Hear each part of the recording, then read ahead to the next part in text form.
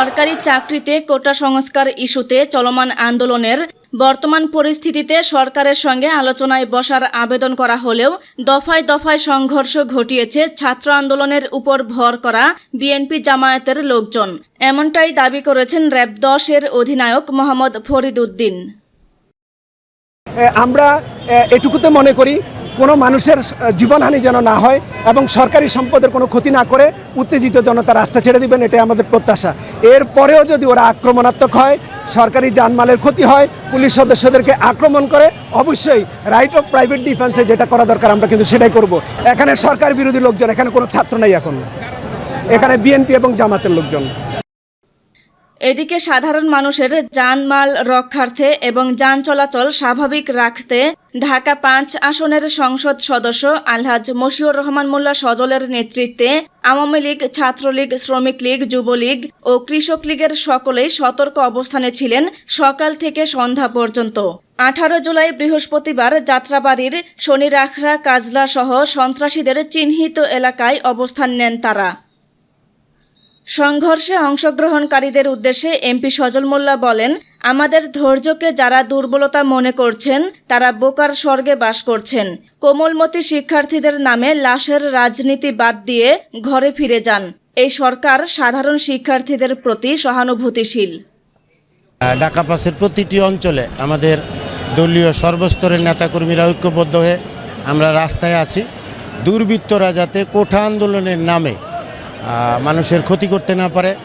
গতকালকে আপনারা দেখেছেন যে এই ফ্লাইওভারের উপর থেকে অসংখ্য ইট পাথর মেরেছে, সাধারণ মানুষের ক্ষতিগ্রস্ত করেছে। আসলে এটা কোঠা আন্দোলন না, এটা স্বাধীনতা বিরোধী শক্তি ঐক্যবদ্ধ হয়ে কিশোর গ্যাং সহ রাস্তায় বিএনপি জামাতের 14 সালের 18 সালের যে সন্ত্রাস সেটা আবার রাস্তায় নেমে এসেছে। জামাত শিবির কিন্তু অবস্থান নিল।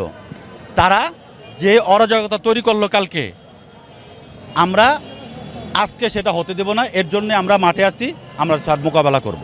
ছাত্র শিবির ছাত্র দলের ভাড়া করা ভাড়াটিয়ে লোকজন দিয়ে অরাজকতা সৃষ্টি করে জানমাল ধ্বংস করার পায়তারা নামেছে, যা 2014-2018 সালে তারা আগুন সন্ত্রাসের মাধ্যমে শুরু করেছে, তার ঠিক পুনরাবৃত্তি এটার রূপরেখা। এবং সন্ত্রাসীরা কালকে আমাদের এই শনিরাখড়াতে যে সন্ত্রাস চালিয়েছে, সে আজকেও তারা এরকম করার অপচেষ্টা করছে।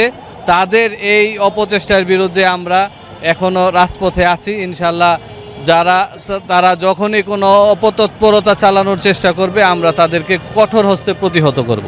যে 14-18 যে একটা অরাজকতার সৃষ্টি করেছে জামাত শিবির বিএনপি, তারা কিন্তু সেই কাজটি ছাত্রদের নাম ভাঙিয়ে এবং ছাত্রদেরকে, কমল শিশুদেরকে মাঠে নামিয়ে দিয়ে পিছন থেকে তারা এই কাজগুলা করতেছে।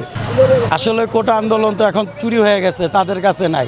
এই আন্দোলনে এখন নীতি নির্ধারক হলো জামাত এবং বিএনপি, তারা এখন মাঠে নামছে। আমরা কিন্তু ওই ছেলেদেরকে দেখছি না, যারা শিক্ষার্থী আমাদের কাছে মনে হচ্ছে না।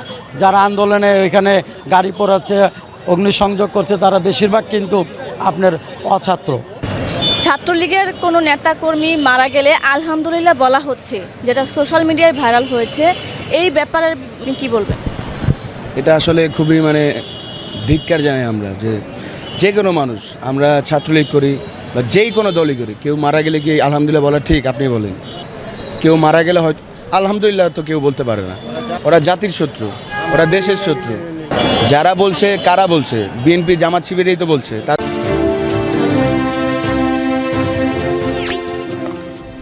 সাবস্ক্রাইব করুন এবং বেল বাটনে ক্লিক করুন।